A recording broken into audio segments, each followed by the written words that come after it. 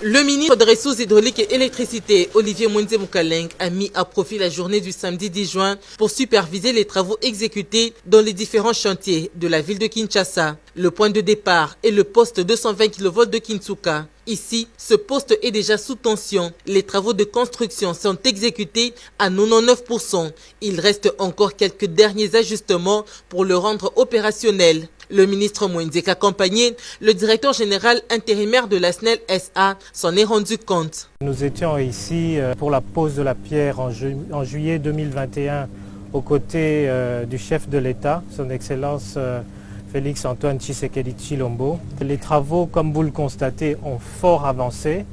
Nous sommes quasiment à la fin des travaux. Les travaux du poste en question sont réalisés à 99%.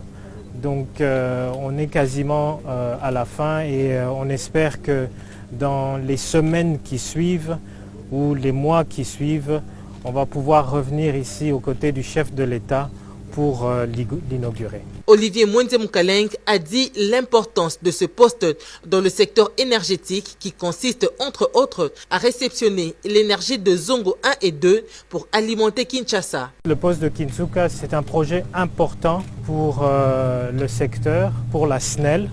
C'est ce poste qui doit normalement réceptionner l'énergie qui vient de Zongo.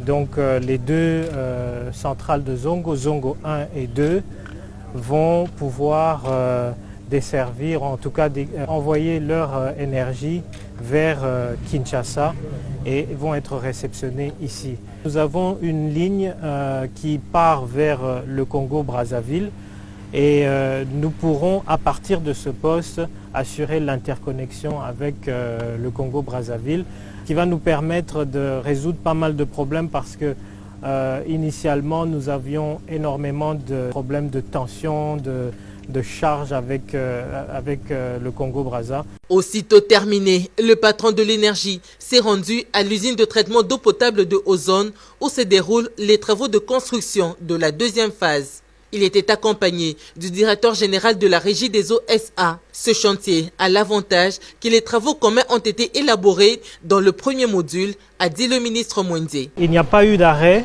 Dès la fin du premier module, les travaux du second module ont débuté. Vous pouvez le voir derrière nous, ils sont déjà très avancés.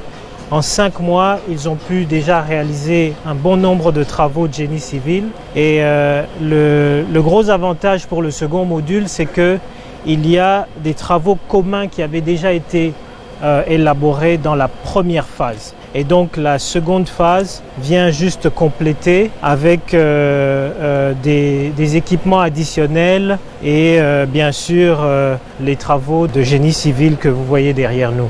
Tout ceci est fait pour poursuivre la vision du chef de l'État qui veut à ce que nous améliorons sensiblement la desserte en eau de la population de Kinshasa. Le directeur général de la Régie des eaux SA a précisé que les travaux qui visent l'amélioration du réseau de distribution sont en cours d'exécution. Nous sommes au courant des difficultés que certains quartiers de la ville connaissent encore aujourd'hui pour recevoir de l'eau potable. La capacité que nous avons installée avec la première phase, nous ne sortons pas toute la capacité parce que le réseau de distribution que nous avons, il est défectueux. Nous aurions aimé donner les 110 000 m3 que nous produisons par jour, mais aujourd'hui on fait entre 65 et 70%, 75% parce que le réseau il est défectueux. Mais heureusement, comme son Excellence Monsieur le Ministre l'a dit, il y a des travaux en cours pour n'est-ce pas, améliorer le réseau de distribution, particulièrement le réseau primaire qui part de l'usine pour distribuer dans le réseau secondaire et dans le réseau tertiaire.